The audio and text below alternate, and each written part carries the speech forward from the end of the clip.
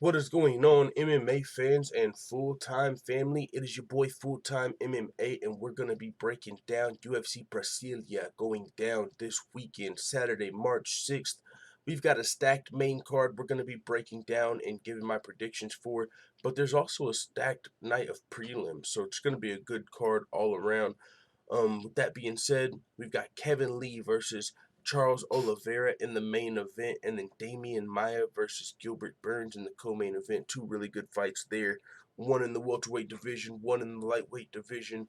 But we've definitely got some talent on the card. I mean, we've got Renato Moicano. For some reason, they've got him as Carnero there, but taking on Damir Hadzovic, Johnny Walker versus Nikita Krylov. That's going to be a really good fight.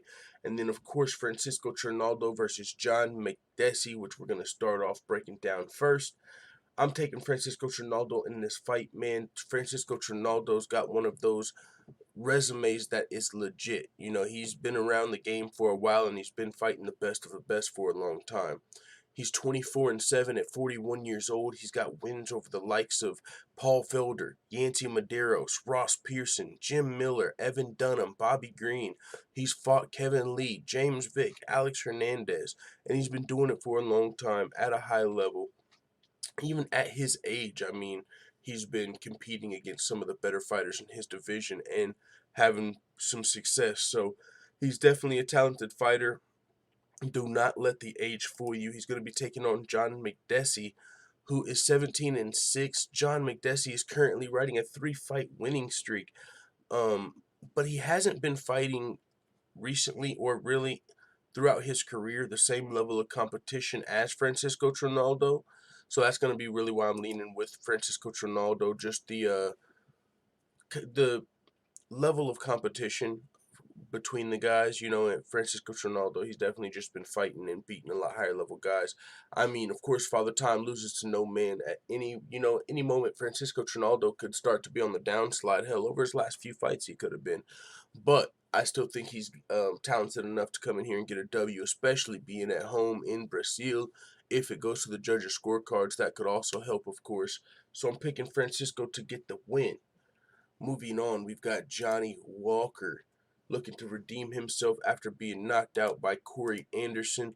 Johnny Walker is going to be taking on Nikita Krylov. Both of these guys are really talented lightweights, potential future contenders. Johnny Walker lost to Corey Anderson, but before that, he had won all 4 of his UFC fights via first round KO. He beat Misha Serkinov, Khalil Roundtree. Corey Anderson had a lot of angst coming in that fight. He felt like he was being looked over, and he was able to connect with the huge punch that just put Johnny Walker out of there. So Johnny Walker, though, he's always one win away from a title shot with the hype he has behind him, with the marketability he has behind him.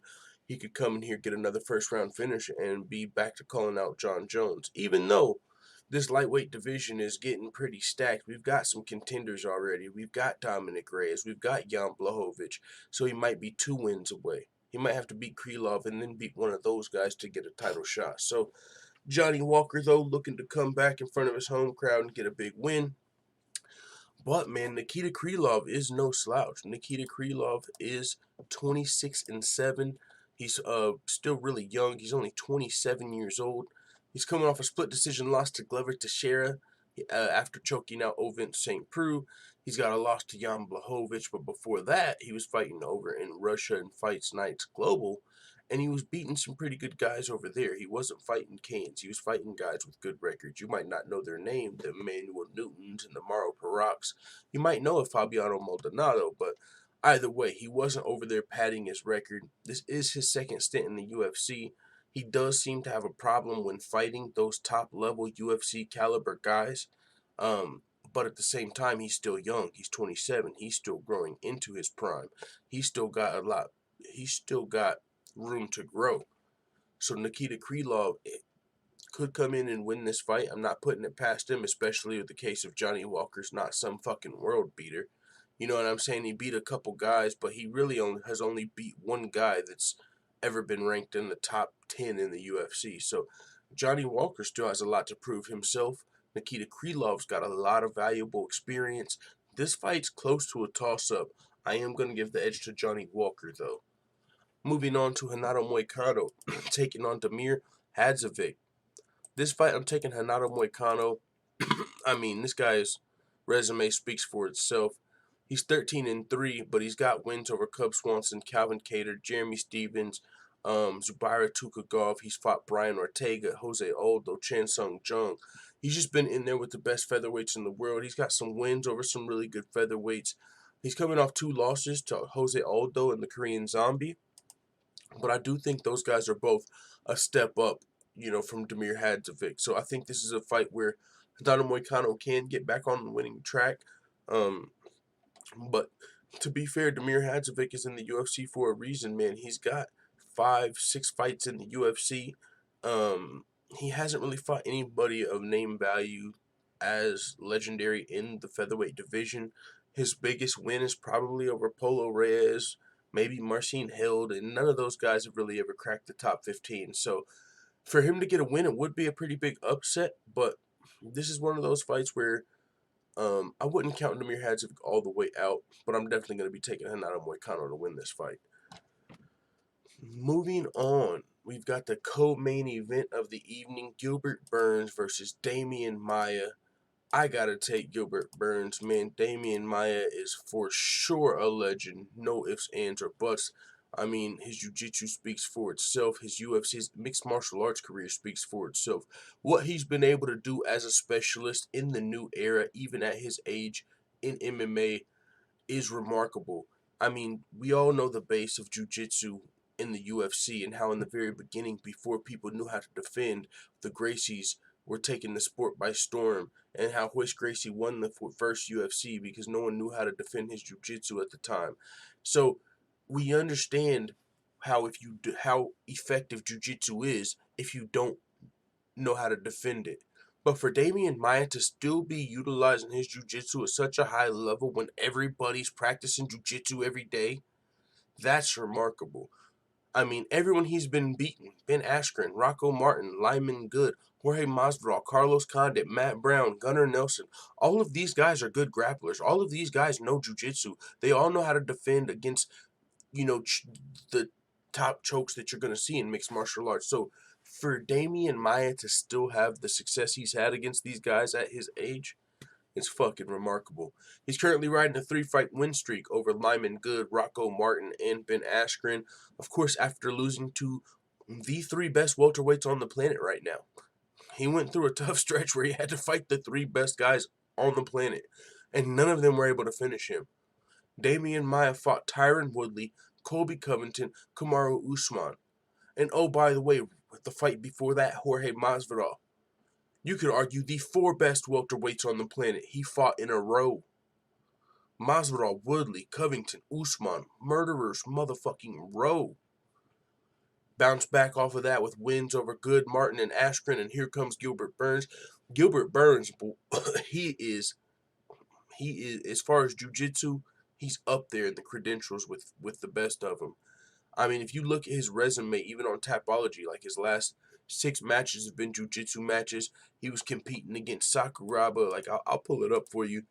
Gilbert Burns recently won a grappling match against Sakuraba, Jake Shields, and Yves Edwards. He lost to Craig Jones, but I mean, he beat Gunnar Nelson in a fight. I mean, this guy does grappling for fun. When he's not fighting MMA, Gilbert Burns is competing at a high level in jiu-jitsu. So, I mean, I'm sure there's jiu-jitsu fans all over the world that are going to have their eyes on this match. This is a jiu-jitsu fan's dream in this welterweight division. This is going to be a really good fight. I'm giving the edge to Gilbert Burns. He's slightly younger. It's Demian Maia's not going to be able to just come in and trick him with some jiu-jitsu move and maybe even hang on like he does sometimes. He could come away with a unanimous decision win. I do not see him submitting Gilbert Burns. I definitely could see this a little bit of a passing of the torch to the young jiu-jitsu pioneer, then the new young, Gilbert Burns taking that jiu-jitsu torch and running with it. I think Gilbert Burns, this would be a great win for him. Just a great fight. I'm looking forward to see how it plays out, but I'm definitely going to be taking Gilbert Burns to get the W, get his hand raised, and if he submits Demian Maia, that's going to shock a lot of people. That's going to be impressive. I could see it happening. Moving on, Kevin Lee versus Charles Du Bronx Oliveira. Ooh, this is a fucking good fight. This is a good fight. Take your hats off to Kevin Lee once again. He already stepped up, fought Gregor Gillespie. He was the first guy to give Gregor Gillespie an opportunity when Gregor Gillespie was still undefeated, just fucking wrestling dudes. Kevin Lee said, I'll fight the young, up-and-coming, undefeated wrestler. Knocked his ass out. Now he's going over to Brazil to fight Charles Du Bronx Oliveira, which is, for you to be the bigger fighter in a sense of, when I say bigger fighter, I mean the more popular, the more marketable, the fighter who's got the more potential to be a star. When you're one of those guys and you're still willing to go to somebody else's home country and fight them in that main event, that's that says a lot. You're willing to get out of your comfort zone and still go put it on the line. So respect to Kevin Lee for doing that. I do think he's definitely gonna win this fight. I mean, from a technical aspect, Charles Du Bronx does a little bit of everything. He's really good. He's got a lot more experience. But Kevin Lee, he's one of the best lightweights in the world, I do believe. Of course, you got to, he's always got that button on his chin. You kind of a little, so it's kind of hard to pick him confidently because if he gets hit in the right spot, he can definitely go out, and there goes your pick. But I mean, when it comes to wrestling, that's been one of my favorite things about Kevin Lee since I started this channel. Like, if you go back and watch his fights, I've went back on Fight Pass, just watched fight after fight of Kevin Lee. He's one of the best in the game at using his striking to set up his wrestling, to set up his jiu-jitsu. I mean, he's a talented striker. We all know his wrestling credentials, but it is underrated how many people he puts in that body lock and submits. I mean, he's well-rounded as they come. He's young, willing to talk that talk, marketable, all of the above. I really believe in Kevin Lee. Think he's got that potential, and I think he's about to start turning it around. So I'm picking him to win this fight in enemy territory. Another statement win for Kevin Lee. Looking forward to it. Can't wait. Charles Du Bronx Oliveira, though, man. He's currently riding a, goddamn, 1, 2, 3, 4, 5, 6 fight winning streak. I didn't even realize that. Charles Du Bronx is riding a 6-fight winning streak. Of course, it's not over the same caliber opponents that Kevin Lee's been fighting, but that's still extremely impressive. He still fought a lot of the really good fighters, the Will Brooks, the Paul Felders, the Ricardo Lamases, the Clay Guidas, the Jim Millers, the David Taymors, the Nick Lentz. He still fought some talented fighters, just not the championship caliber fighters Kevin Lee was fighting. I like Kevin Lee to snap this streak, but that just made this fight even better. The fact that Charles Oliveira is at home riding a 6-fight winning streak. If he could get this win over Kevin Lee, that would be big as far as him getting a top-ranked opponent. Looking forward to this fight. Looking forward to this fight card. And hopefully we'll be able to do a fight companion this weekend. My internet has been dog shit. I'm going to try and direct connect, reset everything, and hopefully we'll be doing a fight companion this weekend. So stay tuned. With that being said, it is what it is. Let the full-time family know what you think in the comments.